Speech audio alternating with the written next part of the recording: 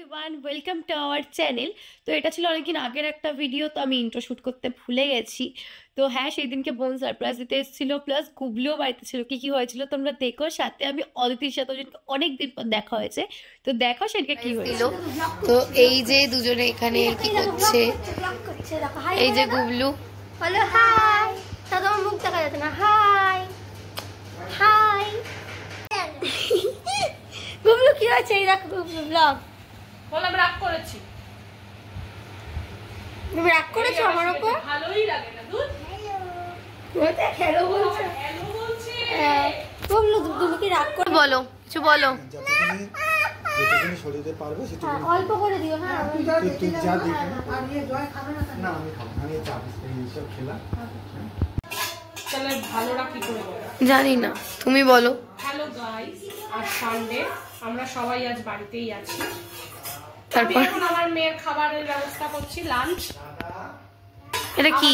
এরই মধ্যে হঠাৎ করে সারপ্রাইজ দিতে আমাদের চলে এসেছে আমার মেয়ের পিয়া আর দাদামণি, মানে আমার ছোট পিসে মশাই আর আমার ননদিনী।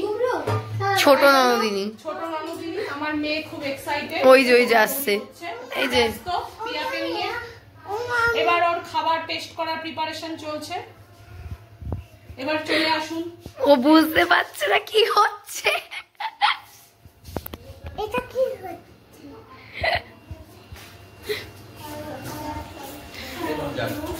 বলো। আর এখানে চলছে আমার শাশুড়ি মা দেখাচ্ছে ছোট ননদিনীকে কি মাংস কোন পিসটা খাবেন। খুব নকরা। থাক আর বলতে হবে না, তুমি নিন্দা করছো ব্লগে বৌদি ভাই। কোন মাছের পিসটা, মাছ না সরি মাংস পিসটা খাবে সেই নিয়ে বাছাবাছি চলছে। খাবার টেস্ট করছি, আর কিছু বলতে পারছি না। টাটা। না আমি আমার বাড়িতে তোমাকে নিয়ে যাবো। যাবে যাবে? টাটা।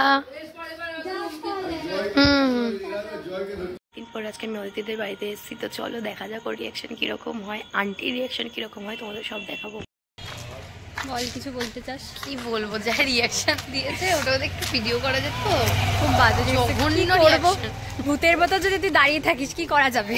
আমি মোটো ভূতের মতন দাঁড়াইনি, প্যাডাবেলার মতন দাঁড়িয়েছিস। মোটেও প্যাডাবেলা। না। মুখ অনির্বাণের দোষ, অনির্বাণের জন্য এরকম করে হাতটা দিয়ে করে করে আরে আমি হাক করবো বলে গেছি। অন্যের বেস্ট ফ্রেন্ড কি মানে এতদিন পর দেখা হয়েছে একটু গিয়ে হাক করবে তা না। আমার বেস্ট ফ্রেন্ড কি করছে, ওখানে দুখানে ছ্যাঁচা ছেলে আমাদের দিকে দাঁত খেলাচ্ছিল। যাই হোক, এবার আমাকে অনির্বাণ বলছে একটু বাইরে যা। আমি ভাবছি বলে কুকুরের ভয়ে বাইরে দাঁড়িয়ে রয়েছে। আমি যাবো, ও আমাকে দরজা খুলে থেকে ভূতের ওপর দাঁড়িয়ে। ও ভয় পেয়ে গেছে, আমি ভয় পেয়ে গেছি।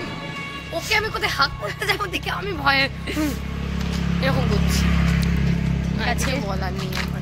হোতা হে কবি। তারপর আমরা এখন খেতে গেছিলাম, খেয়ে আমরা ভিডিও নিতে ভুলে গেছি। রোজকারের কেস।